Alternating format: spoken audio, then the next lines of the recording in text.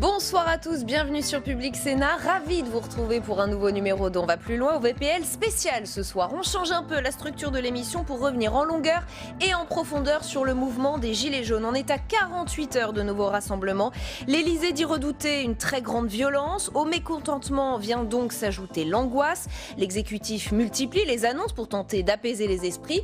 Apparemment, ça ne suffit pas et selon notre sondage exclusif Public Sénat Opinionway, ça arrive même trop tard pour près de 80% des Français interrogés. Personne ne sait plus trop ce qui pourrait calmer cette révolte populaire inédite. Vit-on un moment historique? Hashtag OVPL pour réagir sur Twitter. Avant cela, retour sur les annonces des dernières 24 heures avec Quentin Calmé. Mardi, c'était un moratoire. Mercredi, une suspension avec une possible annulation après le débat national. Finalement, mercredi dans la soirée, l'Élysée contredit le Premier ministre. La hausse de la taxe sur le carburant est bel et bien annulée sans attendre les résultats des consultations de terrain.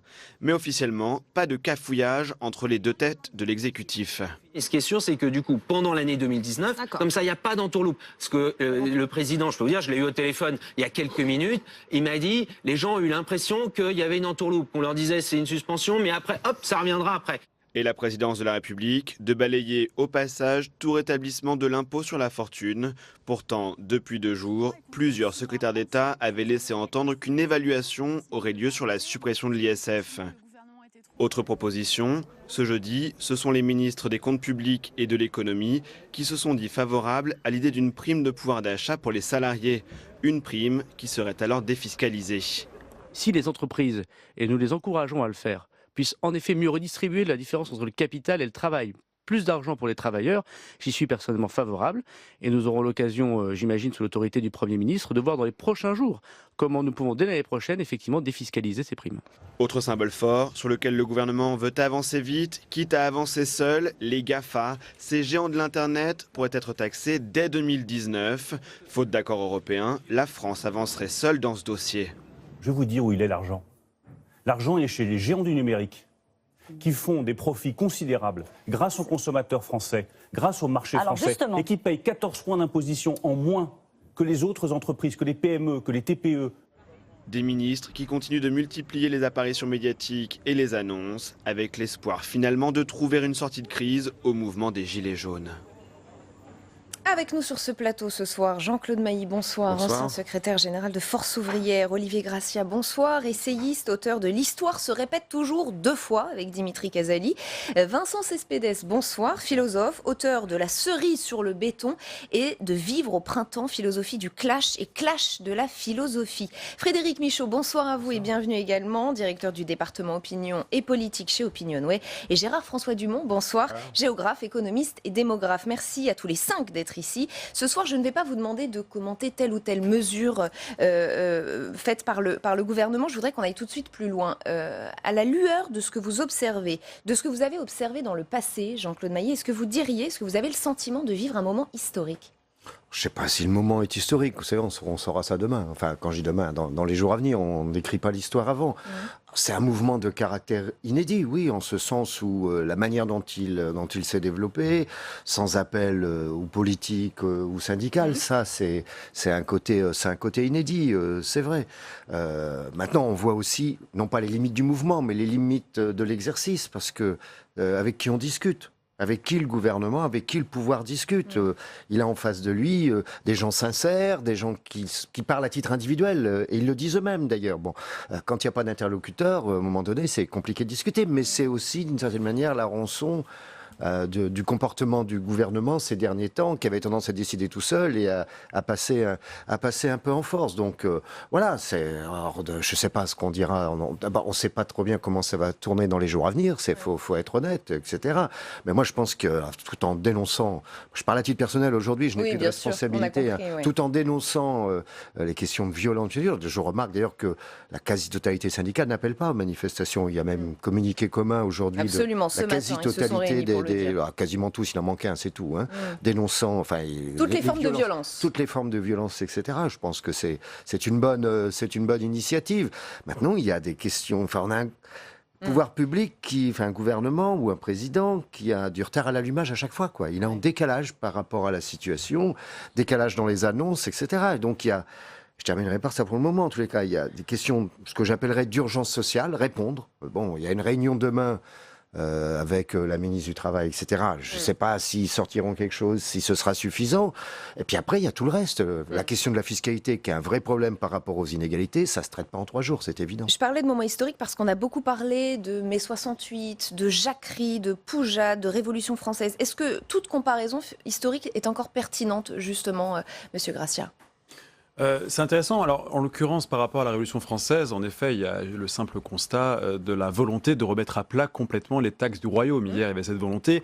Les États généraux avaient été formés à cette occasion. D'ailleurs, Louis XVI, qui était un roi plutôt réformateur, avait envie d'avoir une équité fiscale plus juste. Et quand on regarde les cahiers de doléances qui ont été faits en 89, la première demande des sans-culottes, pour le coup, c'était évidemment de remettre à plat les taxes pour avoir une équité fiscale entre les 3 ordres. Donc il y a des liens à faire, très clairs. Il y a des liens. Alors après, aujourd'hui, on ne peut pas qualifier ce mouvement de révolution, c'est trop tôt. On peut parler un peu de révolte, évidemment. Certains le font déjà, pourtant. Certains le font déjà, des meutes urbaines. Mais alors après, il y a une volonté de révolution, c'est autre chose. C'est-à-dire qu'aujourd'hui, il y a en effet des personnalités au sein de ce mouvement qui rêvent d'une grande révolution contre la République telle qu'elle est, contre la monarchie présidentielle, celle d'Emmanuel Macron, avec une volonté de changer le système. Parce qu'il y a évidemment la question de la fiscalité, il y a aussi la question des privilèges qui sont remis en question, les privilèges des hommes politiques, des élites, des sénateurs, des députés, mais également des chefs d'entreprise. On parlait des GAFA, mais les GAFA ont des privilèges fiscaux. De cette manière, ils ne payent pas, Bruno Le Maire l'a rappelé, ne payent pas tout ce qu'ils devraient. Donc il y a un sentiment quand même d'injustice par rapport à cette élite politique et financière. Donc il y a quand même une remise en question plus profonde que la question des taxes. C'est une remise en question de la démocratie, de la République et de la représentation de la démocratie. C'est beaucoup de Français aujourd'hui ont presque des velléités de démocratie directe, ne se reconnaissent plus dans la démocratie représentative. Vincent Cespedes, c'est vrai qu'on cherche un peu des repères historiques parce qu'on a un petit peu de mal à le cerner, ce mouvement, à le comprendre. Alors on le compare peut-être à tort. Qu'est-ce que vous en pensez ? C'est une erreur, me semble-t-il, parce que c'est totalement inédit, à mon sens, ce que l'on voit là. On voit une sorte de lutte sociale cybermoderne. On est entré dans la cybermodernité, c'est-à-dire un état de la modernité où il n'y a plus des interlocuteurs précis, tout devient flou, les revendications deviennent floues. Avant, les candidats étaient flous et les programmes étaient flous, donc c'est aussi une contrepartie de ça. Et il n'y a plus de moi assignables, ce sont des égos qui se mettent ensemble, une sorte d'écosystème qui se met ensemble. Et c'est dans ce flou que ce mouvement trouve sa force, paradoxalement. C'est-à-dire que vouloir des interlocuteurs, ça me semble vraiment une vision aujourd'hui archaïque. Enfin, c'est un archaïsme qui a juste 10 ans, parce que la cybermodernité, c'est depuis 10 ans. Les réseaux sociaux, le web 2.0. Et l'idée que, finalement, c'est par vague, donc tous les samedis, de façon récurrente, parce qu'il faut bien bosser, il faut bien vivre. Tout ça, c'est tout à fait nouveau. Cette survisibilité affichée dans ce fluo arboré très simplement, va avec le flou. Fluo et flou, finalement, au Scrabble, ça fait un peu la même chose, mais c'est tout le paradoxe. Le flou, c'est l'absence de visibilité claire, c'est translucide, on ne voit pas les contours, et le fluo, c'est la survisibilité de personnes qui se disaient invisibles. Donc c'est tout à fait nouveau, c'est très très intéressant, on a une sorte de laboratoire des luttes sociales de demain. Mais ce que vous décrivez, c'est complètement le début de la Révolution française, c'est que le début de la Révolution, il n'y a aucune revendication, elles sont toutes complètement contradictoires, les chefs se battent pour prendre le mouvement, c'est la guerre des chefs, c'est total, d'ailleurs ils ont tous fini par en perdre la tête, parce qu'ils n'ont pas fini à se mettre d'accord, c'est une guerre d'ego. Beaucoup de porte-parole à l'époque ont essayé justement de prendre ce mouvement sans culotte, et finalement ils ont été délégitimés par d'autres, donc il y avait quand même ce sentiment d'anarchie aussi au début. C'est pas l'anarchie que je pointe. Dans la conduite de la Révolution, non, et je comprends, mais ce fait de ne pas avoir d'interlocuteur visible, c'était le cas également du roi à l'époque Louis XVI, à tel point que quand les femmes envahissent Versailles, elles vont à Versailles le voir, et elles ne savent pas qui désigner pour parler au roi, et d'ailleurs elles ne savent pas quoi lui dire. Ça, c'est valable pour toutes les révolutions. Oui, mais c'est vrai, mai 68 c'est différent parce qu'il y avait des syndicats, etc. Pompidou avait à l'époque des interlocuteurs à qui mais parler. Mais 68 ne voulait ni micro ni orateur. Non, ça, c'est vrai, mais il y avait quand même des syndicats qui organisaient aussi les manifestations, ce qui est moins le cas aujourd'hui. Ce que je vais expliquer, c'est qu'il y a une forme d'anarchie dans l'organisation. Il est vrai, un manque d'interlocuteurs. C'est pas ça, c'est les réseaux sociaux. Vous sous-estimez les réseaux sociaux en disant ça. C'est pas juste qu'il n'y ait pas pas du tout. Le mouvement part de Facebook, tout le monde le sait. En 1789, Facebook n'était pas là. Il y a un nouvel élément. On ne peut pas parler d'une cyberguerre, c'est-à-dire que ce n'est pas une question d'attaque de hackers. Ah oui, les vidéos, ça circule pas. Ce que je vous explique évidemment, c'est que ça part d'un mouvement, ça part des réseaux sociaux avec des oui, donc ça c'est nouveau. Mais ça part des réseaux sociaux, je ne le nie pas. Oui. Je ne le nie pas. C'est un outil de communication moderne qui permet à ces gens de se mobiliser. Et ça change la nature de cette lutte. Alors pardon de vous interrompre, il y a encore deux personnes qui n'ont pas pris la parole. révolution était inédite, c'est inédit, mais on peut trouver des éléments de comparaison. Et justement, Frédéric Michaud, est-ce que vous constatez vous aussi ce caractère inédit, voire historique de ce mouvement, de cette période, de ce qui est en train de se passer? C'est difficile de pointer des spécificités, des permanences, des invariances ou au contraire des éléments qui seraient propres à ce mouvement. Moi, ce qui me frappe beaucoup en regardant les études, c'est de voir que d'abord, il y a toute une multiplicité de revendications que ce mouvement agrège, et puis que le soutien se fait autant de la gauche que de la droite, même si les électeurs de droite soutiennent peut-être un petit peu moins que les autres. Les populistes également, le Rassemblement national à l'extrême droite, la France insoumise et la gauche radicale de l'autre côté du spectre. Et voilà, je crois que c'est ça aussi un élément particulier, en tout cas, je ne sais pas s'il est spécifique, peut-être que dans l'histoire ou dans d'autres territoires, on l'a déjà observé, on l'observe aussi, mais là, il y a peut-être un point qui est très frappant du point de vue des études d'opinion, en tout cas, ça rend aussi la sortie de crise encore plus difficile. Évidemment. Gérard-François Dumont. Non, effectivement, ce mouvement, il est totalement inédit quand on regarde sa géographie au départ. C'est bien une révolte des territoires. Parce que ce qui est extraordinaire au départ, ce n'est pas le nombre de personnes qui manifestent. D'ailleurs, les évaluations du ministère de l'Intérieur, personne ne peut les vérifier. C'est le nombre de points d'action qu'il y a. Donc, le premier samedi, presque 3000 points d'action. Donc, ça veut dire 20 à 30 points d'action par département. Et pour une raison très simple au départ, c'est-à-dire la contradiction entre les politiques publiques elles-mêmes. C'est-à-dire que d'une part, vous avez depuis des années un État qui dit l'avenir n'est que dans les métropoles, donc je concentre tout dans les métropoles. Les universités, les centres hospitaliers universitaires, les services publics. Et en même temps, les gens sont obligés évidemment de faire beaucoup plus de kilomètres pour bénéficier de l'ensemble de ces services publics. Et puis on leur dit, ah ben oui, mais il ne faudrait pas quand même polluer, donc il faudrait voyager moins, et donc on va vous mettre l'essence plus chère. Donc là, cette contradiction, elle est terrible. Et effectivement, les territoires, c'est eux qui se sont levés. Et en cela, c'est vraiment inédit, puisqu'on voit bien que ce ne sont pas les grandes villes qui, les premières, se sont levées dans ces manifestations, mais ce sont les territoires ruraux, les territoires de faible densité. Et ça, c'est quelque chose qu'on n'a jamais vu dans les précédents mouvements sociaux. Jean-Claude Mailly, ça vous parle? Les Gilets jaunes, c'est une révolte des territoires? Oui, non, mais ça, je partage cette analyse. Il y a eu pas mal d'écrits, on l'a dit, d'autres l'ont dit, etc. Notamment le sentiment d'abandon. Il y a ce que vous dites sur les transports, etc. Puis le sentiment d'abandon, la fermeture des services publics, qui ont conduit à la fermeture du commerce, qui ont conduit... Voilà. Et puis c'est vrai qu'on a... vous prenez ceux qui ont acheté la maison à 15 ou 20 km ou 25 km du boulot, qui ont une chaudière au fioul et qui roulent au gasoil, on est en train de leur dire, mais vous n'êtes pas des bons citoyens parce que vous êtes contre l'environnement, etc. Comprend qu'il y a une question de dignité, il y a plein de choses. Hier soir, dans un débat, Marlène Schiappa disait « Mais si, on a fait des choses, il y aura demain des petits déjeuners possibles dans toutes les écoles pour tout le monde. » Et une des Gilets jaunes répond « Mais c'est pas ce qu'on demande. Ce qu'on demande, c'est pas ça. On veut pas l'aumône. On veut pouvoir vivre dignement de notre travail. » Voilà. Il y a tout ça là-dedans. Après, il y a ce qu'on entend, etc. Ça, sur la nature de ces revendications, etc., je suis pas surpris. Après, il y a d'autres éléments. Qui ne sont pas de caractère social, qui sont plus des caractères politiques. Et là, on entend tout et son contraire, selon moi. Bon, ça, c'est autre chose. Il y a tout sur la table, quoi. Comment ça a pu déraper à ce point? Comment on en est arrivé là? Bruno Retailleau, le patron des sénateurs LR, lors des débats au Sénat tout à l'heure que nous diffusions, a eu cette phrase intéressante et je voudrais vous faire réagir. « Il faut sortir de cette crise par le haut et oublier votre projet d'émancipation individualiste. » C'est ça aussi le problème, c'est que le projet Macron, c'était un projet d'émancipation individualiste. Vincent Cespedes. Je pense qu'il a affiché par des phrases qui retentissent de façon très dure aux oreilles des citoyens modestes, il a affiché un amour des élites. Un amour des élites. Il s'adresse aux élites, il demande aux jeunes de vouloir être milliardaires, il y a des gens qui sont rien dans les gares. Tout ce discours-là extrêmement méprisant, qui a l'air anecdotique, mais quand vous mettez ça dans un scénario présidentiel, vous vous rendez compte que c'est des charges qui enfoncent les individus modestes dans le mépris, les citoyens dans le mépris. Et il a opposé ville et territoire en faisant opposé ça. ville et territoire, je ne veux pas d'intermédiaire. Et surtout, ce qui n'a été pas assez souligné dans les commentaires, c'est une vision très, effectivement, monarchique de la fonction présidentielle. Il allait jusqu'à dire, il y a un vide qui s'est créé en France, c'est le vide du roi, l'absence du roi. Mais est-ce que ça ne fait pas partie des fragilités de notre 5e République? Les Français ne voulaient pas tuer le roi, etc. Un régime très présidentiel. Du quinquennat, pas de notre 5e République. Oui, mais là, Attendez, juste pour finir ces points précis, on a affaire affaire à quelqu'un qui ne va pas comprendre le peuple. C'est quelqu'un qui a une sorte d'immaturité populaire très profonde, peut-être due à son métier avant, peut-être due à son monde, son environnement. Comparé à Mitterrand ou même Chirac, qui au moins savait serrer des mains et parler un peu. On a affaire à quelqu'un qui est totalement dans une sorte de bulle. On parle de bulle numérique. Il est dans une bulle numérique. D'ailleurs, les phrases assassines, il les sort quand il fait l'inauguration de Station F.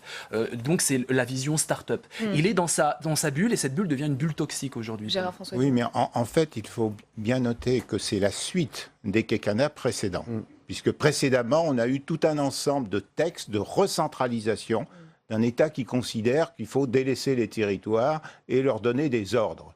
Et effectivement, on pouvait penser que le président Macron aurait fait le bilan des lois territoriales précédentes, voir ce qui est positif, ce qui est négatif, et adapter. Or, on voit qu'il s'est entêté sur les lois territoriales précédentes. J'ai été auditionné plusieurs fois au Parlement, par exemple, sur les questions d'eau et d'assainissement. Ça ne coûtait rien au gouvernement de remettre à plat cette question des compétences en matière d'eau et d'assainissement, parce que ce qui a été décidé par les précédentes lois, ça va coûter plus cher aux Français. Donc ce n'est pas une bonne chose puisqu'on ne tient pas compte des bassins versants. Mais non, ils sont entêtés, donc ils ont décidé qu'il ne fallait rien changer. Et c'est cet entêtement qui aujourd'hui entraîne aussi ce mécontentement. Parce qu'en fait, le mécontentement des maires et celui des Gilets jaunes, c'est exactement le même. Pour vous, c'est lié. Simplement, ils ne s'expriment pas de la même façon, bien entendu.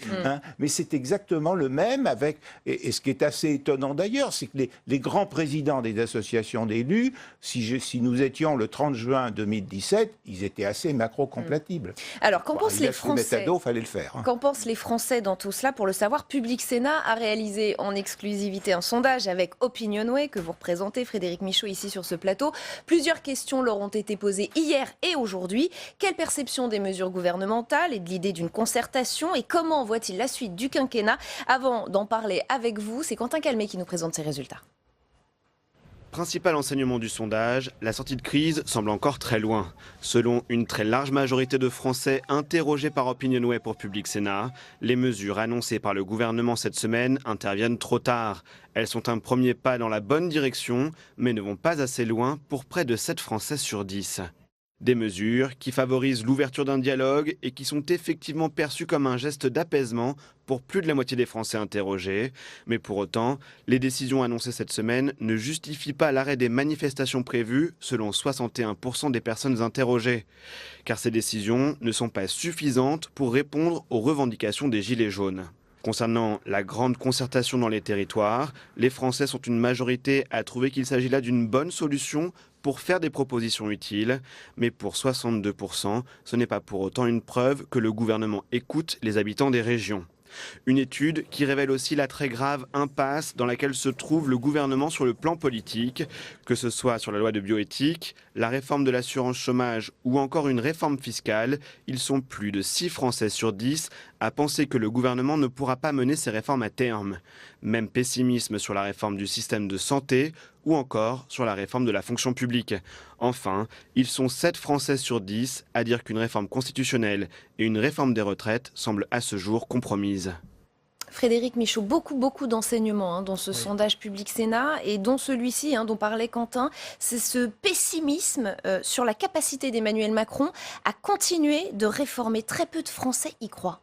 Évidemment, là, il y a un effet de contexte qui joue de manière très négative contre le chef de l'État, mais pour les Français, en tout cas, sa capacité réformatrice, aujourd'hui, est très largement entamée.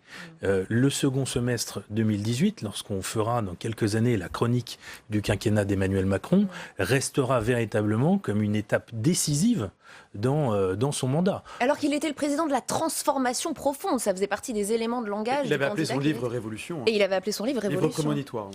Et puis je dirais que la situation est encore plus délicate pour le chef de l'État que les élections intermédiaires, qui sont généralement défavorables au pouvoir en place, sont à venir.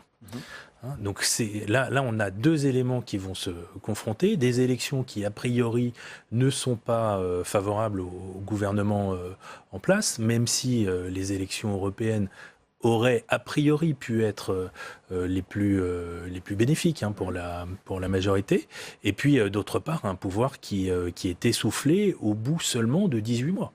Donc là, on a une configuration politique qui est très particulière et qui risque de mettre en péril toute la deuxième partie du quinquennat. Ce risque d'immobilisme, vous le voyez aussi, Olivier Gracien ? Oui, je vois complètement, parce que les Français vont se dire à chaque réforme qu'ils ont la possibilité d'aller dans la rue, de se mobiliser, de le faire céder comme il a pu céder une première fois. En effet, c'est compliqué quand on cède une première fois.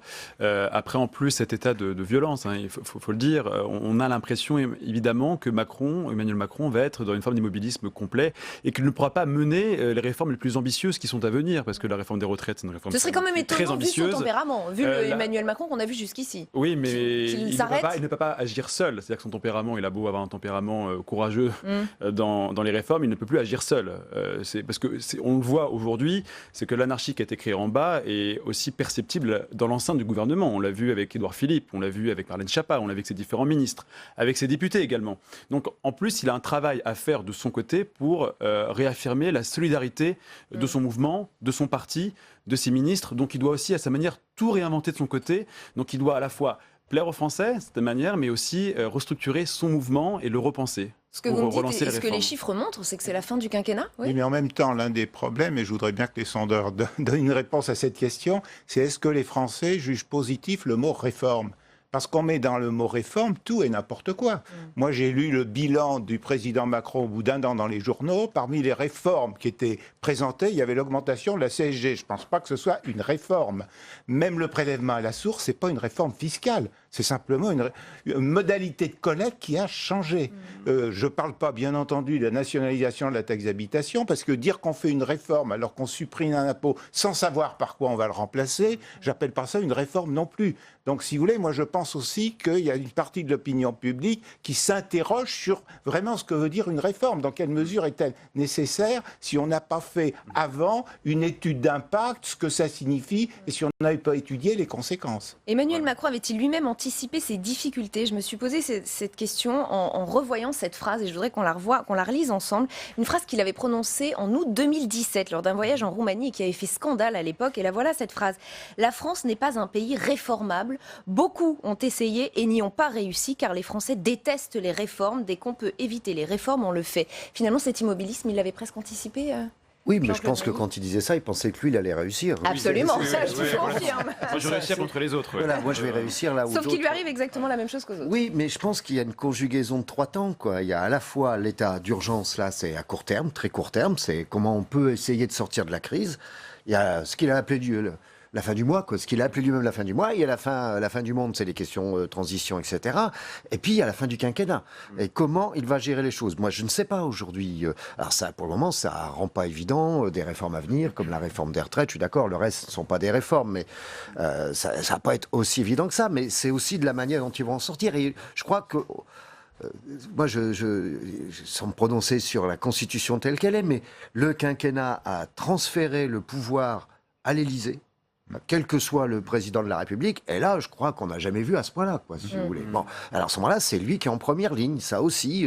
On n'a plus ce système auparavant où vous aviez le président qui était sur les grandes orientations, la défense, l'international, le Premier ministre qui gérait le quotidien, même s'ils étaient en contact. Maintenant, tout remonte à l'Élysée, on voit ce que ça donne. Revoyons peut-être les chiffres de ces réformes que les Français semblent voir comme enterrées, les 2/3. En tout cas, n'y croit plus. Vincent Cespedes, vous ne les avez pas encore commentés. La loi bioéthique, 36% pensent qu'il pourra la mener à bien, cette réforme. C'est assez peu. La réforme de l'assurance chômage, 34%. Une réforme fiscale, 34%. On est à chaque fois à 1/3, 2/3 finalement. En fait, je crois vraiment qu'il y a eu une sorte d'acte symbolique absolument non expliqué. C'est la suppression quasi totale de l'ISF. Et ça ne passe pas. Et c'est ce qui remonte. Et du coup, tout ce qu'on voit là à l'image, ça ne pourra pas passer. Dans l'opinion, à mon avis, majoritaire des Gilets jaunes, il y a l'idée que de toute façon, on se fait arnaquer. Il y a des arnaques très concrètes. Par exemple, La Poste est exonérée de beaucoup de charges également, et elle délaisse les campagnes. Elle s'arrange, des sortes de points relais dans des supérettes ou des coins de mairie. Et ça, C'est tout simple, parce que c'est la vie quotidienne. Je crois vraiment que les gilets jaunes, c'est un ras-le-bol lié à la vie quotidienne. Oui, mais c'est aussi un ras-le-bol fiscal. Si on arrête de payer des impôts, il y a moins de services publics. Alors vous comprenez qu'il y a un paradoxe. D'une arnaque généralisée où tu mets le pognon, disait cet internaute. Dans ces territoires-là, ils ont moins de services publics et ils paient plus d'impôts. Ouais. Donc c'est insupportable pour eux. Donc effectivement, en même temps, on leur dit mais les riches vont payer moins d'impôts avec la suppression de l'USF et à la place, eux, on augmente les impôts d'une quantité qui est à peu près la même. Donc la réaction, elle est absolument légitime et humaine. Hein. Donc il faut aussi se mettre à leur place. Donc ils voient leurs difficultés croissantes pour tout simplement être servis par la Poste, être servis, on ferme les hôpitaux de proximité, donc il faut qu'ils aillent plus loin.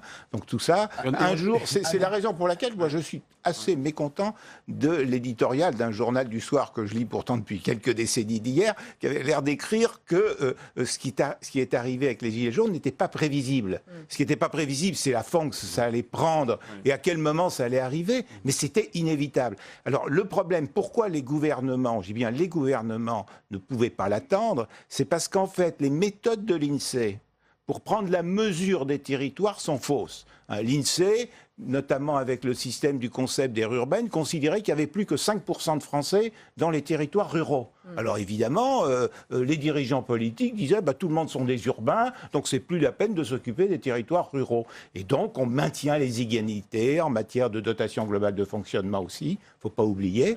Et ces analyses de l'INSEE, si vous voulez, ont renforcé, moi, ce que j'appelle l'idéologie de la métropolisation, ce qui a conduit à un certain nombre d'erreurs qui allaient forcément à un moment ou un autre engendrer une révolte. Alors il y a eu celle des maires, et puis les Gilets jaunes, c'est que la suite. Frédéric Michaud, peut-être un mot de des appartenances politiques des personnes aussi que vous avez interrogées dans ce sondage pour Public Sénat. On s'aperçoit tout de même que les plus déçus, les plus en colère, les plus pessimistes, ce sont à la fois les électeurs de Marine Le Pen et les électeurs de Jean-Luc Mélenchon. Oui, parce que ça recouvre des différences sociologiques. Ce sont souvent des personnes qui sont issues des catégories populaires, des employés, des ouvriers, et donc des personnes à bas revenus, ou aussi des personnes qui habitent dans des territoires ruraux, il y a un lien géographique plus défavorisés. Donc c'est multifactoriel. Je rebondis sur ce que vous disiez, monsieur. La différence de temporalité dans le quinquennat, elle est essentielle. On voit bien que la capacité à réformer dans la deuxième partie du quinquennat, elle est directement liée à la façon dont ils vont réussir à sortir de cette crise. Le capital politique qui lui restera à l'issue de cette sortie de crise sera déterminant pour conduire ces différentes réformes. Alors, on parle de réformes d'une manière générale, générique. On n'a pas abordé le contenu d'une réforme fiscale ou d'une réforme des retraites, ce qui générerait aussi d'autres oppositions. Mais on voit bien aussi que Emmanuel Macron a été élu sur le mandat de répondre à l'impuissance du politique, à l'incapacité des politiques de gauche et de droite à obtenir des résultats significatifs, et par significatif, j'entends qui transforment le quotidien des Français. Un peu comme l'homme de la dernière chance avant le vote populiste. De ce point de vue-là, l'immobilisme, s'il y a été contraint, condamné par une sortie de crise hasardeuse, ou si lui-même s'y réfugiait, je ne crois pas, comme vous, que ça corresponde à son caractère, mais si jamais il prenait cette option contraint ou par choix de se réfugier dans l'immobilisme, ça aurait des conséquences catastrophiques sur l'opinion publique dans les 3 dernières années du monde. Je crois qu'il faut sur un vote, ajouter peut-être un Olivier autre... Garcia. Pardon. Il y avait une autre promesse aussi d'Emmanuel Macron, c'était celle d'envoyer enfin à l'Assemblée des personnalités issues de la société civile qui pourraient réellement se connecter au réel. Et la réalité aujourd'hui, on le voit notamment dans les débats avec les Gilets jaunes, quand on voit une députée qui est incapable aujourd'hui d'énoncer le montant du SMIC, alors que sûrement un tiers de ses électeurs gagne, en l'occurrence le SMIC, on se demande vraiment si Emmanuel Macron a réussi à réformer la politique en profondeur et à envoyer des nouvelles élites connectées au peuple. Quand on voit ses ministres, Gérald Darmanin, qui avait annoncé en effet que pour un dîner parisien, c'était 200 € sans même le vin, on se demande vraiment à quel point finalement il a pu réinventer et redorer l'image des politiques. Il n'a pas réussi ce pari-là, et c'était un pari qui était fort chez lui. Dans son livre, il en parlait.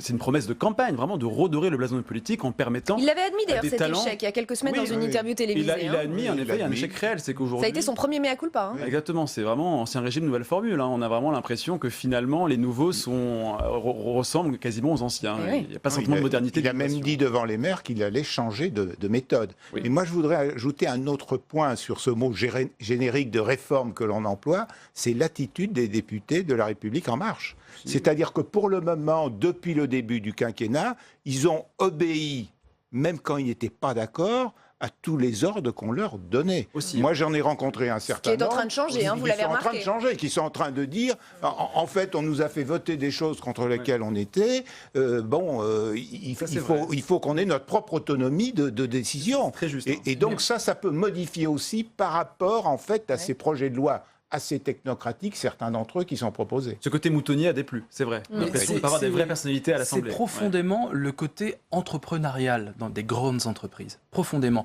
La première fois que j'ai rencontré Emmanuel Macron, c'était dans une grande messe entrepreneuriale qui s'appelle les Printemps de l'Optimisme. Voilà. Et il était là, il tenait un discours extrêmement entrepreneurial à des grands patrons, des grandes personnalités l'ont applaudi, etc. Et là, j'ai compris qu'en fait, c'est pas du tout une créature politique, c'est une créature d'entreprise. Il a vu la France comme son entreprise. C'est la démocratie open space pour lui, c'est-à-dire que il est le seul décideur comme un grand leader d'entreprise, et les autres doivent s'aligner. PDG de la France. Voilà. Plutôt, on a faussé les choses en parlant de Jupiter, de monarchie. C'est vraiment le PDG de la France. Et le problème, il est là. C'est que là, pour le coup, il y a une fronde de la base, effectivement. Sauf qu'un bon PDG doit écouter ses salariés. Le mauvais PDG, il risque d'être. Alors, il n'a pas écouté. C'est du mauvais. Et là, le divorce est consommé entre les citoyens et l'exécutif, on l'a bien compris. Il ne l'est peut-être pas avec les élus locaux. Et si la reprise du dialogue passait par eux, par ceux qui, justement, ces élus qui ont eu le sentiment d'être mis de côté par Emmanuel Macron, en tout cas, ils agissent, ils ne désarment pas, ils ouvrent même leurs portes. On va voir cela avec notre journaliste Julie Hulin. Julie, bonsoir. On vous retrouve en direct de Fercé-sur-Sarthe. C'est une commune de quelques centaines d'habitants et vous êtes aux côtés du maire Dominique Dumot.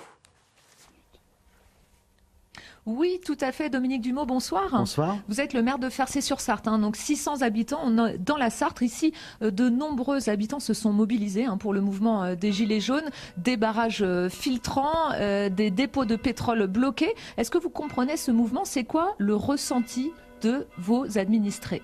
Bien, écoutez, le ressenti de nos administrés, c'est d'avoir utilisé l'outil démocratique du bulletin de vote depuis 10 ans. Depuis 10 ans, dans nos villages, on voit que de nombreuses personnes ne viennent plus voter, ou ceux qui viennent voter mettent des bulletins, souvent Front National, dans les urnes. Et donc, depuis 10 ans, ils expriment leur colère à travers un bulletin de vote, ce qui est tout à fait normal dans une démocratie. Mais depuis 10 ans, ils ne sont pas entendus. À chaque fois, pendant 15 jours, on parle du monde rural, du vote FN, on ne comprend pas ce qui se passe. Et puis après, tout le monde oublie. Tout le monde reprend sa petite vie quotidienne sur Paris. Puis voilà, ils se sont dit que finalement, s'ils voulaient exprimer leur colère autrement que par le bulletin de vote, c'était la rue. Et c'est pour ça qu'aujourd'hui, ils se mobilisent. Vous avez le sentiment d'un contexte de grogne sociale sans précédent ?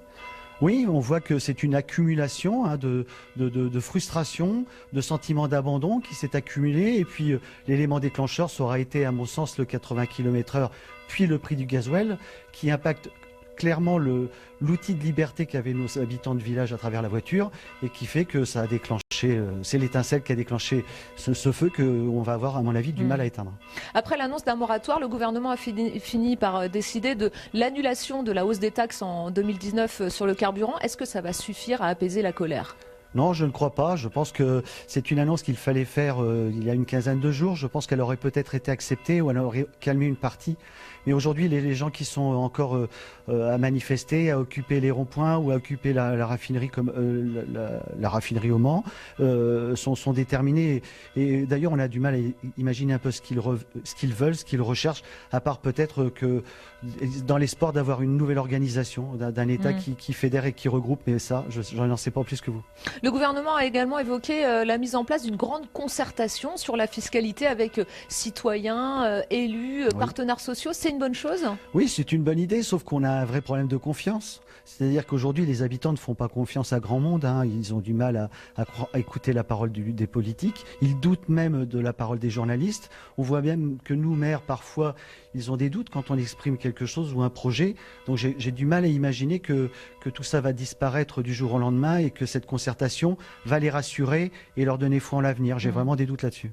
Samedi, vous serez dans votre mairie pour une grande opération porte ouverte. En quoi ça consiste? L'idée, c'est justement, à cause de ce manque de confiance envers les politiques, on s'est dit que les maires pouvaient peut-être servir de lien, simplement de passeurs, c'est-à-dire recevoir l'information des gens, leurs ressentis, leurs attentes, leur colère, et puis pouvoir les écouter sans jamais débattre, simplement entendre, et puis ensuite renvoyer ça à l'État. L'idée, c'est de se dire qu'à partir du moment où on peut le dire avec des mots, sa colère, on utilise moins les poings pour le faire. Dominique Dumot, merci beaucoup. Et vous l'aurez compris, Rebecca, alors qu'un nouveau mouvement des Gilets jaunes est attendu à Paris samedi, les maires ruraux seront, eux, dans leur mairie pour écouter leurs administrés. Beaucoup de choses intéressantes ont été dites. Merci beaucoup Julie et merci à votre invité Dominique Dumot. Je voudrais justement d'abord vous faire réagir sur cette opération mairie ouverte et peut-être Olivier Gracia, vous avez envie de réagir. Ce lien peut être retissé par les élus locaux qui sont en train d'ouvrir leurs portes. Ce qui est dommage, c'est que l'arrogance d'Emmanuel Macron est redescendue sur tous les élus de la République, quels qu'ils soient, à la fois à l'Assemblée, au Sénat et dans les communes. Et ce qui est dommage, c'est qu'aujourd'hui, on entend beaucoup, chez beaucoup de Gilets jaunes, les politiques, c'est tous les mêmes. Et ce n'est pas forcément une réalité. Et malheureusement, et d'ailleurs, tous ces politiques locaux sont aussi méprisés par Emmanuel Macron. Donc en soi, ils sont méprisés de toutes parts. C'est un peu dur pour eux. Et donc ils ont raison de vouloir renouer avec leurs électeurs parce que en soi, c'est dommage de mettre tous les hommes politiques dans le même sac. À l'Assemblée comme au Sénat, je pense qu'on a des dignes représentants du peuple. Et c'est dommage que l'arrogance, pour le coup, de Jupiter leur retombe dessus. Ouais. Jean-Claude Mailly, c'est une excellente idée d'ouvrir sa mairie aux citoyens en colère pour leur expliquer les choses. Est-ce que ça peut passer, le règlement de cette crise peut passer par les élus locaux? Ça peut être un des intermédiaires, les élus locaux. Sur la méthode, même si c'était long à venir, de dire à un moment donné, il faut qu'on discute nationalement, etc. Il y a des dossiers d'urgence, des dossiers moins urgents, et il faut qu'il y ait des discussions au niveau local, que ce soit des départements, etc. Ça, même si c'était long à venir, il aurait fallu dire ça 15 jours avant. Bon, ça a été trop tardif, mais y compris que les maires essaient, parce que c'est leurs concitoyens. Eux aussi ont des difficultés. Vous avez vu, il y a un sondage pas longtemps qui est sorti, si ma mémoire est bonne, il y a 50% qui ne veulent même pas se représenter. Un sur deux qui n'ont pas envie, qui arrêtent tout mandat. Mais juste un point, y compris par rapport à ce qu'on disait tout à l'heure. Et si je reprends la formule de Vincent Cespedes, c'est comme un chef d'entreprise, sauf qu'il est PDG de la France. C'est une scope, mais une scope, on discute avec les associés. Voilà. Bon, mais au-delà de ça, je pense qu'il fait la même erreur que d'autres de ses prédécesseurs. C'est de considérer qu'il avait annoncé un programme et que son programme, il allait le dérouler. Sauf que ça ne se passe pas comme ça dans la vie. Que par exemple, je prends un exemple, la CSG, il l'avait dit dans le programme. Oui, bien sûr. Et puis une fois qu'elle est mise en place, les retraités et d'autres étaient très mécontents. Ou Sarkozy, quand il avait un programme, il avait dit la même chose, je vais faire mon programme, et la crise financière, on est obligé de changer. Et de vouloir dérouler, y compris... De ne pas revoir ses plans. Rappelez-vous, c'était le calendrier, si je me souviens bien, c'était pendant 2 ans je réforme à fond et après on regarde. On est à 18 mois. Gérard François Dumont, je voudrais vous faire réagir à l'un des éléments dont a parlé le maire tout à l'heure à Julie Hulin, et je vous ai vu réagir à ce moment-là. Il a parlé des 80 km/h qui avait été aussi un point de rupture. C'est un élément absolument essentiel, effectivement, parce que c'est quelque chose d'insupportable dans la mesure où ça concerne, là aussi, les territoires qui sont pénalisés, alors que bien sûr dans les grandes villes, même si tout n'est pas parfait, il y a des transports publics, il y a des tramways, il y a des métros, etc. Donc ça a joué un rôle très important, effectivement, dans la dégradation du climat entre les territoires et le président. C'est surtout une nouvelle taxe invisible en plus. Oui, alors en même temps, il faut dire aussi que ce que font les maires, là, c'est tout à fait courageux, mais en même temps, c'est un peu pour montrer qu'ils existent encore. Parce qu'avec des lois comme la nouvelle loi NOTRe, nouvelle organisation du territoire, de la République, leur pouvoir est extrêmement réduit. Donc, vous voyez, ils ouvrent leur mairie, il y a des citoyens qui vont venir les voir et qui vont leur dire qu'il faudrait régler tel problème et tel problème. Et là, les maires vont dire, mais c'est plus moi, c'est là-haut. Et le temps que ça monte là-haut et que ça redescende, et c'est le vrai problème, parce que devant les maires, le président Macron a eu une parole très juste. Quand il a dit, il y a des trop grosses intercommunalités. Hein, il l'a dit. Mais qui passe aux actes. C'est pas le tout de dire il y a de trop grosses intercommunalités et il faut refaire des intercommunalités à taille humaine et qui soient en fait de la mutualisation de communes et pas de la supracommunalité.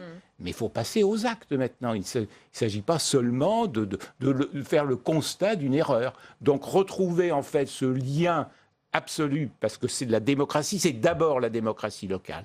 Donc effectivement, nous avons des lois aujourd'hui qui mettent en cause la citoyenneté et la démocratie locale. Et il faut revenir dessus si on veut continuer d'être un vrai pays démocratique. Frédéric Michaud. Quand on interroge les Français sur les mesures emblématiques qui ont été prises depuis le début du quinquennat, il y en a deux qui sont restituées spontanément par les Français. La CSG et l'abaissement de la vitesse de 90 à 80 km/h. Une mesure fiscale et une mesure qui est une frustration quotidienne contre le pouvoir pour une grande partie de la population. Et on voit bien que dans la hausse des taxes sur le carburant, on cumule d'une certaine manière ces deux éléments, le budget automobile et le pouvoir d'achat. Et effectivement, moi je partage tout à fait ce qui a été dit précédemment, c'est-à-dire l'idée d'une accumulation de frustration pendant des années dans toute une série de domaines. Et d'ailleurs, c'est ce qui est très frappant aussi dans cette crise, c'est qu'elle ne se cristallise pas sur une réforme de fond ou de grande ampleur, comme ça avait pu être le cas pour le CPE, par exemple, il y a une dizaine d'années, ou d'autres réformes. Non, c'est simplement une mesure technique qui, en fait, est le détonateur ou plutôt le révélateur d'un ensemble de... Et d'un mécontentement qui datait. Le révélateur de la méthode, parce que les présidents de département avaient dit « laissez-nous faire ». Et nous, on va étudier dans notre département là où ça justifie 80 km/h. Mais non, il fallait que ce soit uniforme et jupitérien. Vincent Cespedes. Je crois qu'on sous-estime trop la puissance des réseaux sociaux. C'est un mouvement ils discutent entre eux indépendamment des intermédiaires. Ils ont leur outil d'information, leur outil de propagande, ils diffusent aussi des fake news.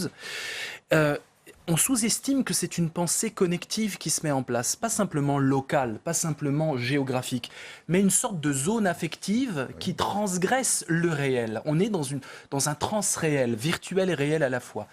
On sous-estime ça. Ce qui est absolument inouï, par exemple, c'est que c'est parce que c'est cette intelligence connective qui se met en place que tout d'un coup, on décide d'aller à Paris, sur des lieux symboliques, sur des lieux touristiques. On décide de saboter quelque part l'économie du tourisme, etc. On va dans les beaux quartiers. Je vous rappelle que jusqu'ici, les violences urbaines, c'était les pauvres qui s'entretuaient entre eux et qui cassaient leur mairie sur place. Là, pas du tout. On adresse des messages, on filme, on voit les violences policières, il y a des violences de tous les côtés, et ça circule dans les vidéos. On a une montée d'une sorte d'intelligence, qui peut être d'ailleurs une bêtise, connective, qui se met en place. Et donc c'est une crise de la verticalité. Ça ne veut pas dire qu'on ne veut pas de verticalité, ça veut dire qu'on veut que la verticalité s'inverse, elle ne doit pas venir du haut vers le bas, elle doit partir du bas vers le haut. C'est une crise philosophique et civilisationnelle extrêmement profonde, totalement induite par cette nouvelle révolution des réseaux sociaux, qui est une révolution anthropologique selon moi. Je vous ai vu douter, oui. Enfin, je voulais dire simplement que j'étais d'accord, puisqu'en réalité, on a un État qui croit que les logiques des relations territoriales sont toujours radiales. Alors qu'en fait, elles sont réticulaires. On est maintenant dans un monde de réseau. On n'est plus dans un monde de hiérarchie entre les territoires. Or, on fait des lois hiérarchiques au lieu de comprendre ce nouveau monde. Et ce maire a dit autre chose d'intéressant. On n'a pas pris en compte le vote. Ça veut dire qu'on n'a pas vu quelque chose, Jean-Claude Mailly. Pendant des années, ces gens se sont d'abord détournés des urnes, puis certains se sont tournés vers le vote extrême. Et ça, on n'a pas voulu le voir, dit-il. Oui, mais je pense que les politiques, c'est pas la première fois entre nous, que les politiques, une fois élus, ne réfléchissent plus aux conditions de leur élection. C'est-à-dire combien ils ont fait au premier tour, dans quelle situation ils étaient au second tour, etc. Et ça, c'est pas le premier à être confronté à ce type de situation. Et puis il y a un sentiment, mais ça c'est pas nouveau, ça fait des années, que bon, quelle que soit la couleur du gouvernement, pour moi ça ne change rien. Voilà, quand je dis ça ne change rien, voilà, j'ai toujours l'hôpital il va fermer, ou j'ai pas de boulot, ou mes gamins n'en trouvent pas, mon pouvoir d'achat, voilà, et on voit ça, et on a vu ça dans les zones rurales, on a vu ça dans les zones de désindustrialisation. Si moi je suis originaire du Pas-de-Calais, j'ai bien vu au fil du temps comment les choses se sont passées. Donc là, il y a eu l'accumulation, ce que vous disiez, c'est vrai, à un moment donné, il y a comme une étincelle. Moi, j'avais rien anticipé de tout ça. C'est pas ce que Personne, je crois. Personne. Mais je me souviens, quand j'étais encore en fonction, avoir dit publiquement à plusieurs reprises, la France est un pays éruptif. C'est pas d'aujourd'hui. Et personne ne prévoit parfois, et il peut y avoir une étincelle qui met le feu aux poudres. Voilà, mais je ne savais pas quoi, etc. Et je ne savais pas que ça allait arriver. Mais c'est aussi, il y a des éléments, avec les éléments que vous dites sur les réseaux sociaux. Et on a fermé aussi beaucoup d'écoles rurales. Hein. Oui. Mais il y a quelque chose de typiquement français, d'ailleurs, dans ce conflit, selon vous ? Olivier Gracia ? C'est Emmanuel Todt qui rappelait que oui, ça a rappelé une forme de résistance du peuple français par rapport à l'oppression, etc. Mais, on entend beaucoup de leaders dire d'ailleurs « je suis fier d'être français, la France est représentée dans le monde, les gilets jaunes sont en train de faire tache d'huile ailleurs dans le monde ». Oui, bon, c'est un peu caricatural, mais c'en est frais de dire voilà, que les Français ont toujours cet instinct révolutionnaire, cet instinct de rébellion contre le pouvoir établi. On le dit, mais c'est un peu vrai ou c'est pas ? Cet instinct de progrès. L'histoire récente le montre évidemment, que ce soit la Révolution, que ce soit les 2 révolutions qui ont émaillé la monarchie, que ce soit les conquêtes sociales, que ce soit le Front populaire. Évidemment, dans l'histoire de France, on trouve beaucoup d'éléments qui tendent à justifier que les Français, parfois, au bon moment, se réveillent aussi. Sans parler de révolution, même des mouvements sociaux, à un moment donné, etc. Exactement. Non, mais je crois que c'est le problème de la violence. C'est-à-dire qu'en France, on est quand même un pays où les pouvoirs ne prennent des décisions qu'à partir du moment où il y a de la violence. Et d'ailleurs, s'il n'y avait pas eu les violences de samedi dernier, les décisions n'auraient pas été les mêmes. Alors que dans d'autres pays, il y a des débats beaucoup plus consensuels, même si les conflits sont durs, enfin aux Pays-Bas par exemple. Les Français ont joué le jeu de la démocratie. Ils ont voté en 2002. C'est pour ça que je vous parlais des votes. Pour que Le Pen soit... voilà, c'est un message qu'ils adressaient. On parlait de vote défouloir, vote bras d'honneur. Il y a un malaise, on est anti-système, on vote Le Pen. On les a regardés de haut jusque-là. Et entre 2002 et aujourd'hui, qu'est-ce qu'il y a ? Il y a les réseaux sociaux, le web 2.0 qui s'est organisé. Et voilà, on récolte en fait un malaise depuis 16 ans. Depuis ce grand signal qui nous avait tous bouleversés, regardez l'extrême droite aux portes du pouvoir, ça arrive maintenant dans l'Europe entière et ça s'organise différemment. Je ne suis pas en train de valoriser ça en disant c'est formidable les réseaux sociaux. Je montre juste qu'il faut qu'on adapte, même la police a besoin de s'adapter, parce que ça va être, je ne vois pas en fait d'issue autre qu'une issue de concertation pour plus de démocratie. La seule voie possible, me semble-t-il, c'est d'augmenter la démocratie partout, jusque dans les écoles. Quand on sait, par exemple, que les étudiants non européens, ils ont vu une augmentation de leur droit d'inscription faramineuse. Pour une licence, c'était 170 €, maintenant ça va être 2770 €. On précarise toute une partie de la jeunesse, on précarise les étudiants étrangers. Tout ça, des lycées qui viennent dans la place, ça joue aussi sur ces réseaux sociaux-là. Il y a une porosité nouvelle, inédite aujourd'hui à travers ces réseaux sociaux. Et on a beaucoup de mal à l'identifier politiquement. On ne sait même pas d'ailleurs s'il peut se transformer sur un mouvement de droite, de gauche, du centre, Frédéric Michaud. C'est une vraie difficulté. Effectivement, on voit bien que le message politique des différentes années, et c'est pas seulement le vote, c'est aussi l'abstention qui a battu toute une série de niveaux records, et le vote blanc, et pas seulement en 2017, aussi en 2012, il y a ce message-là qui passe très rapidement à la trappe, d'ailleurs, dans les soirées électorales. On analyse très peu l'abstention, alors que souvent, c'est un phénomène majoritaire. En ce qui concerne les réseaux sociaux, on voit bien qu'effectivement, c'est déterminant dans l'initiation du mouvement, dans son amplification, dans la façon dont il se structure. Ça peut être aussi un obstacle à une sortie de crise. On sait très bien comment fonctionnent les réseaux sociaux. Effectivement, comme leur nom l'indique, par réseau, c'est-à-dire qu'on est aussi dans une forme d'entre-soi. On parle seulement avec des semblables et on encourage... Et à coup de fake news et de... Voilà, et on voit bien comment tout ça est d'une certaine manière antinomique avec l'idée même de dialogue. Et pour dialoguer, il faut 2 personnes différentes et il faut un état d'esprit d'ouverture qui n'est pas nécessairement encouragé par les réseaux sociaux. On va poursuivre cette discussion. Je voudrais juste qu'on regarde un reportage. Nos équipes sont allées à la rencontre des Gilets jaunes. Pas des casseurs, pas des gens haineux, des Français simples qui vivent dans la misère alors qu'ils travaillent et qui voudraient juste qu'on prenne en compte leurs attentes. Certains d'entre eux ont rencontré Emmanuel Macron lors de son itinérance mémorielle et ils n'ont pas le sentiment d'avoir été écoutés. C'est un reportage à Charleville-Mézières d'Héloïse Grégoire avec Adrien Develay. Regardez. On leur dit, on a faim. Quel est le mec ici qui, à la fin du mois, le frigo vraiment plein? Je vois pas, il n'y a personne ici, je crois bien. Laurent manifeste devant la préfecture des Ardennes depuis le 17 novembre. Épuisé, mais entouré d'autres gilets jaunes, ils continuent tous ensemble le combat. Pour Laurent, la hausse du prix du carburant est la goutte d'eau qui a fait déborder le vase, car la colère de ces gilets jaunes était en réalité bien plus profonde. Ça fait 30 ans qu'on vit la même merde. Ça fait 30 ans qu'on entend les mêmes choses, les mêmes promesses électorales et qu'à la finale, on se retrouve à se serrer la ceinture tous autant que nous sommes. Baptiste a 37 ans. Malgré un bac+4 en poche, il est au chômage. Sur cette vidéo amateur, il interpelle Emmanuel Macron. C'est trop facile de revenir en disant j'ai trouvé 1000 emplois. Le président était venu annoncer à Charleville-Mézières la création de 1000 emplois après la fermeture de l'usine Electrolux qui a licencié de nombreux employés. Les Ardennes sont un peu le symbole aussi des Gilets jaunes, dans le sens où on a un département qui est en périphérie, un taux de chômage très élevé, et puis un sentiment d'abandon. Cet après-midi, les Gilets jaunes ont rendez-vous avec le maire. Il faut organiser la manifestation de samedi prochain et éviter à tout prix des débordements. Dans la rue, Laurent et ses camarades ne passent pas inaperçus.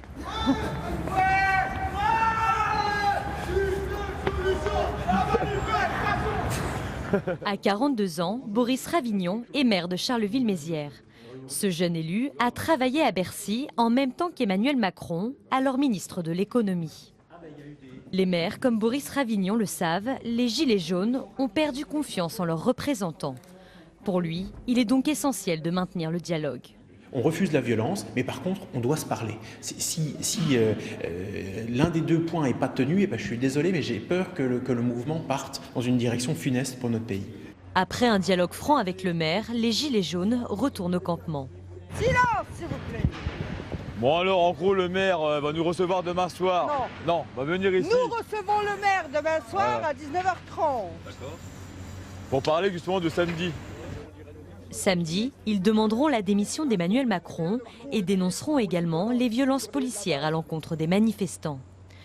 En attendant, hier soir, Laurent a été placé en garde à vue pour outrage à l'encontre d'un agent. La colère, à Charleville-Mézières, ne risque pas de s'apaiser. Il est intéressant ce reportage. Qui veut réagir? Olivier Gracia, cette scène où la femme dit non, nous recevons le maire. C'est aussi ça, c'est d'être enfin d'égal à égal avec ses de sortir élus. un peu les seigneurs de leur château pour qu'ils viennent un peu sur le terrain, voir ce qui se passe. C'est un peu ça. Pour revenir sur les débouchés politiques du mouvement, vous posiez la question en Italie. Et pour le coup, le mouvement 5 étoiles est un mouvement qui est né d'une motion populaire et qui d'ailleurs a gagné les élections. Alors je ne dis pas que c'est similaire au mouvement 5 étoiles, mais il n'est pas encore question de parti politique. Mais en tous les cas, en Italie, ils ont réussi ce pari de créer un parti politique à partir d'une colère et même d'emporter les élections.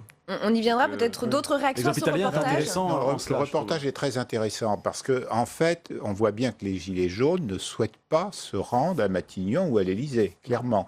Parce qu'ils considèrent qu'effectivement, c'est au président et au Premier ministre de se déplacer, de venir les voir pour venir les écouter. Et vous vous souvenez qu'Emmanuel Macron avait dit qu'ils viennent me chercher. Et beaucoup de Gilets jaunes disent « Ok, ben on va aller le chercher ». C'est ce qui est très clair. En même temps, quand vous étudiez les difficultés de Charleville-Mézières, vous verrez qu'il y a toute une partie du budget de l'intercommunalité qui part dans la rédaction de schémas extrêmement complexes qui sont imposés par la loi, et c'est autant d'argent qu'on ne peut pas utiliser, par exemple, pour le centre communal d'action sociale. Les élus sont les premiers à se rendre compte que ces schémas sont un peu inutiles. Mais il y a une rencontre possible, c'est aussi ce qu'on voit dans ce reportage, un peu d'optimisme. Ils peuvent se rencontrer, en tout cas l'élu local se déplace, il va aller les voir. N'oubliez pas que c'est les maires, les élus les mieux appréciés par l'opinion publique. Exactement. Moi, c'est une anecdote assez personnelle. J'ai enseigné à Charleville-Mézières la philosophie et je faisais des cours assez libres. On a fait un cours sur la dette, qui est un beau thème philosophique. Et la dette, c'est devenu le surendettement. À l'époque, c'était en 97. Et j'ai eu des témoignages d'élèves qui me parlaient du surendettement parce qu'ils savaient ce que ça voulait dire. Moi qui venais un peu de Paris et d'une culture philosophique un peu planante, un peu hors sol, j'ai essayé de me rattraper depuis. C'est beau de l'admettre. Je suis tombé des nues et en fait, effectivement, c'est intéressant. Alors c'est à vous peut-être de nous expliquer un peu, mais il paraîtrait que le calque des Gilets jaunes recouvre en partie cette notion de dette, cette notion de ne pas finir les fins de mois, cette notion finalement d'une pauvreté scandaleuse, parce que pauvreté alors qu'on travaille, c'est scandaleux. Pauvreté pour les jeunes, cette précarisation de la société, quelle possibilité de l'entendre. sur Emmanuel Macron quand même. À chaque fois, il n'est pas là le samedi. Alors, je sais bien qu'il y a un agenda présidentiel. Il est en Allemagne, il est en Argentine, là, il va être en Algérie. À un moment... Bientôt à Varennes. Voilà, donc à un moment, il y a vraiment une urgence, là, d'un dialogue à rétablir. Il peut avoir certains défauts. S'il est si courageux, comme vous l'avez un peu évoqué, ben, il faut, à un moment, il faut qu'il fasse ça. Quand vous dites dialogue, ça veut dire qu'il doit prendre la parole, selon vous? Moi, je pense qu'il faut qu'il rencontre. Non, mais il faut qu'il aille sur le terrain. Il faut qu'il aille sur le terrain. Il faut qu'il parle au français. Jean-Claude Mailly. Il s'adresse au français. À un moment donné, il faudra bien qu'il s'arrête, parce que les gens, enfin, les gilets jaunes, etc., ils attendent la parole du président. Pour les raisons que j'ai dit tout à l'heure, c'est lui qui est en haut de la pyramide, quoi. Et donc, ils attendent que ce soit justement, lui. il y a une remise en question de cette verticalité. Oui, alors, mais pour le moment, c'est lui le symptôme. Enfin, on en a entendu hier. Ah oui, il est clairement le ministre ciblé. peut dire ce qu'il veut, le ministre peut dire ce qu'il veut. Nous, on veut que ce soit. Ils ne veulent pas les fusils. Moi, quand j'ai exercé des responsabilités dans une région, quand il y avait des problèmes semblables, j'allais sur le terrain. Mais bien sûr, et c'est pas la gens. première fois. Moi, je me souviens, c'était fin des années 80 d'un conflit, alors, qui était plus traditionnel, qui était un conflit social en Corse, où l'ensemble des syndicats corses ne voulaient pas venir discuter à Paris. Ils disaient, il faut, à l'époque, le Premier ministre, il faut qu'il vienne en Corse. Bon, ça, c'est pas nouveau, ce genre de choses. Mais à un moment donné, il va bien falloir, alors à lui de voir le moment, hein, et surtout ce qu'il va dire. Parce que c'est pas simplement de parler, c'est ce qu'il va annoncer. Oui, parce qu'à chaque fois, ça a plutôt mis l'huile sur le feu. Ce qu'il va annoncer. Oui, mais son discours, le discours qu'il a fait d'une heure, etc. Alors, on peut dire sur la transition, c'était un cours pas mal foutu d'ailleurs, sur la transition écologique, etc. Sauf que c'était hors sol. Parce qu'au bout de 10 minutes, les gens n'écoutaient plus et ils attendaient des réponses concrètes. Et il n'y a rien eu à la fin. Donc voilà, c'était un truc hors sol. Il n'a quasiment jamais utilisé d'ailleurs le mot gilet jaune. Hein. Quand il s'est exprimé sur les réseaux sociaux, c'était toujours de comme s'il ne les reconnaissait pas. Parler des violences, mais rarement même une partie du discours relevait plutôt du Premier ministre ou du ministre, et pas du président de la République. J'insiste, c'est vraiment très dangereux, notamment par ce côté viral. Ce mouvement, me semble-t-il, va accumuler tous les autres mouvements. Il va englober, parce qu'il est flou, et parce qu'il est extrêmement imparable, et ça fait le tour du monde très vite, il y a quelques manifestants, on n'en parle que de ça, il y a quelque chose d'irrésistible et d'imparable, et ça devrait faire réfléchir aussi les syndicats, ça va absorber tout le monde. Y compris les forces de l'ordre. Et donc, on est à mon sens, hein, c'est moi qui prends un peu le risque, à la veille d'une révolution cybermoderne, donc je ne sais même pas à quoi ça peut correspondre, mais c'est quand même une forme de révolution extrêmement virale qui va condenser les colères. Et la seule possibilité, et ça c'est vraiment la nature humaine pour pouvoir un peu faire dégonfler tout ça, c'est un dialogue. Il préconisait, ce président, le dialogue direct, sans intermédiaire, taxant d'ailleurs l'audiovisuel public de honte de la République, hein, quand même. Donc les journalistes, je suis trop complexe pour vous, etc. À un moment, il va falloir qu'ils descendent, pour reprendre le sketch des inconnus qui tourne en boucle chez les gilets jaunes de mon époque. Hey, Manu, tu descends. Voilà, à un moment, il va falloir qu'ils descendent, et ils ne descendent pas. Alors c'est votre manière à vous de voir comment on peut en sortir. On va justement terminer ce tour de table. Il nous reste 2-3 minutes. Comment on en sort ? Comment on en sort? Si on avait la réponse, on irait immédiatement la porter Emmanuel Macron. On peut avoir des pistes, on peut avoir un avis. Du moins, on essaierait. Il manque à ce gouvernement, encore en l'état, une mesure forte, une véritable conquête sociale. Encore une? Il en manque une vraiment forte. Alors, je ne sais pas laquelle pourrait ravir, en tous les cas, les Gilets jaunes, mais il manque encore un symbole fort. Ils essaient des choses, rien n'a encore convaincu. Il manque peut-être un effort encore sur le SMIC, il manque peut-être un effort sur la TVA, il manque peut-être encore un effort sur les impôts. Mais le gouvernement peut s'en sortir, d'une part, possiblement en remaniant aussi ses équipes, en revoyant leur communication évidemment, mais surtout, en imposant une mesure sociale qui pourrait au moins s'inscrire dans les livres d'histoire. Encore une mesure sociale. Moi, je ne pense pas du tout qu'une mesure suffira à régler le problème. Une grande mesure, pas de mesurette. Il faut montrer qu'on a compris la situation des territoires français. Mais comment on fait? Il faut prendre... Comment on fait? Mais on prend un certain nombre de décisions. On change un certain nombre de lois qui sont mauvaises pour les territoires. On repasse à 90 km/h? Ah bah oui, on repasse à 90 km/h. Oui, absolument. Absolument. On repasse à 90 km/h. On remet sur le tapis un certain nombre de décisions qui étaient mauvaises pour les territoires ces dernières années. Et puis surtout, il faut recréer un climat de confiance. Donc il faut montrer qu'on comprend que les maires, c'est essentiel dans la République. Et donc, il faut leur redonner des compétences. Il ne faut pas passer son temps à leur enlever toutes les compétences. Ce serait des reculades historiques, Frédéric Michaud? Ce n'est pas une reculade. Il nous reste moins d'une minute. C'est une prise en compte de la réalité. On repasse à 90 km/h, ce serait quand même... Je ne vais pas faire une réponse convenue, mais on voit bien que la voie du dialogue est sans doute la seule issue pour sortir de ce mouvement, et que le gouvernement, finalement, a un talon d'Achille dans cette affaire. Il y a une très faible implantation locale. et donc des capteurs qui sont quasi inexistants. Pour ça aussi que la crise n'a pas été suffisamment détectée. Et puis il y a une faiblesse dans l'expérience politique qui va aussi handicaper la capacité à dialoguer. Il nous reste 15 secondes, Jean-Claude Mailly. Des mesures sociales, alors ça peut être le SMIC, c'est un des éléments. Pour le moment, il a fermé la porte. Il y a une prime transport pour les gens qui sont obligés de prendre leur bagnole. Il peut y avoir une série de mesures comme ça. Et puis, il peut y avoir aussi des engagements, effectivement, sur le service public. Parce que, encore ces derniers temps, dire du côté du gouvernement, ah bah écoutez, si on doit lâcher, ça va nous coûter cher, on va devoir réduire les dépenses publiques. Conclusion, on va encore affaiblir le service public. Voilà, il y a un peu de logique à mettre en œuvre. Et puis, enfin aborder l'une des vraies questions posées aussi, c'est une vraie réforme fiscale. Merci beaucoup à tous les quatre d'avoir participé à cette émission spéciale. Merci d'avoir passé cette heure avec nous. VPL revient lundi prochain en direct à 18h. L'invité de Territoire d'Info demain, c'est Emmanuel Vargon, secrétaire d'État auprès du ministre de la Transition écologique. Très bonne soirée, restez au cœur du débat.